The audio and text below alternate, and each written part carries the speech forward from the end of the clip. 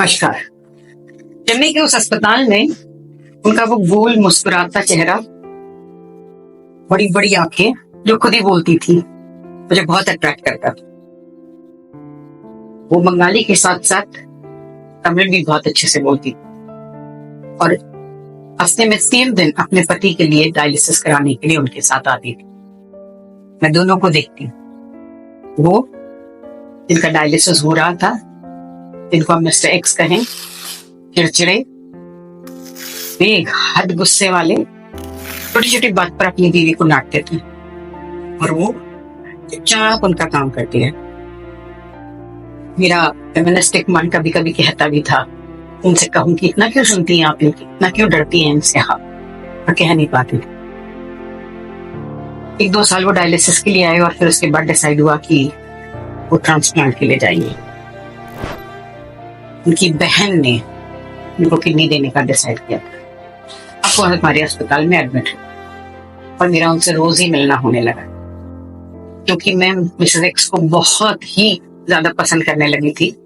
मुझे उनकी वो बोलती आंखें बहुत कुछ बोलते हुए लगती थी। मैं अक्सर उनके पास चली जाया करती थी और उनसे उनका हाल पूछती थी और वो हर बार उतनी ही मुस्कुराहट से, उतनी ही आत्मीयता से मुझसे बात करती थी। और मिस्टर एक्स गली कटी नजरों से मुझे देखते, कभी जानबूझकर पानी का ग्लास गिराते, कभी उनको कुछ बहुत गंदी बात कहते, को ये नहीं आता, तुमको वो नहीं आता, इतने साल हो गए हैं, तुम गंवार की गंवार हो।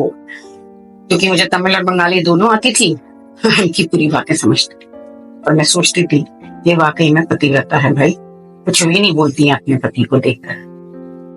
एक दिन आया तो वो ट्रांसप्लांट के लिए गए और ये अकेली कमरे में बैठी थी। मुझसे रहा नहीं गया और मैंने उनसे पूछ ही लिया, आपको कभी नहीं लगता अपने पति को जवाब देने की इच्छा नहीं होगी? लेकिन होती है ना। मैंने कहा आप कभी कुछ बोलती क्यों नहीं है? क्या वो शुरू से ऐसे चिड़चिड़े रहे हैं या अभी डायलिसिस और ट्रांसप्लांट के दौरान हो गए? ये नहीं, गुस्सा तो इनकी नाक पे शुरू से ही था, जब से हमारी शादी हुई। मैंने कहा बाप रे, आप तब से सहन कर रही हैं? कितने साल हो गए आपकी शादी को? कहने लगी 43। मैंने कहा कैसे इतने साल आपने इतने गुस्से वाले पति के साथ काटे? मेरा हाथ दबाकर बोली हाँ, मेरी शादी बहुत गरीब घर से थी मैं, और मेरी शादी इनके साथ जब हुई तो ये बहुत धनाढ़ परिवार था। इन्होंने मेरे साथ ही मेरे दोनों भाई बहनों को भी पाला पोसा है।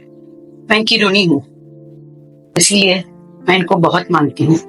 मैंने कहा सिर्फ एक ऑब्लिगेशन की वजह से आप जिंदगी भर इनकी डांट, इनकी फटकार?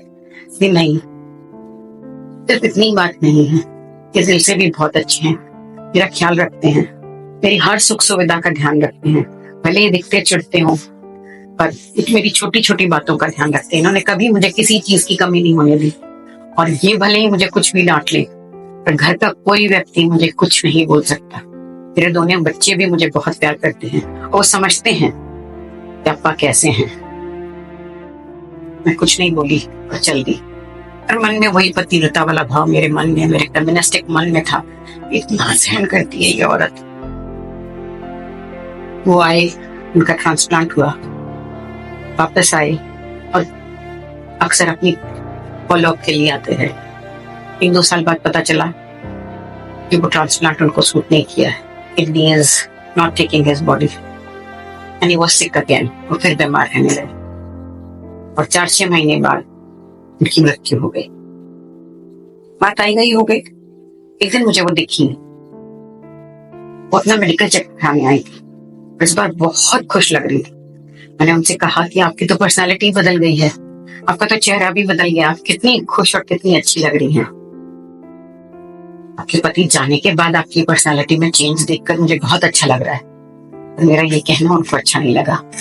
नहीं, ये उनके जाने के बाद नहीं है, मैं शुरू से ऐसी थी, पर मुझे मालूम था कि मेरी इस तरह की पर्सनालिटी, मेरा इस तरह हावी हो जाना, समाज के साथ घुलना मिलना मेरे पति को पसंद नहीं है, इसलिए मैं दबी दबी सी रहती थी। और अब जब सब कुछ ठीक हो गया है, मेरे बच्चों ने मुझे वर्ल्ड टूर का एक पैकेज दिया है और मैं उसी का चेकअप कराने तुम्हारे हॉस्पिटल में आई हूँ। मैंने उनको देखा और सोचा, हम स्त्रियां कितनी दोहरी जिंदगी जी जाते हैं, कभी कभी उसी को सुख मान लेते हैं। मैंने उनसे कहा Mrs x, One voice to you. नमस्कार।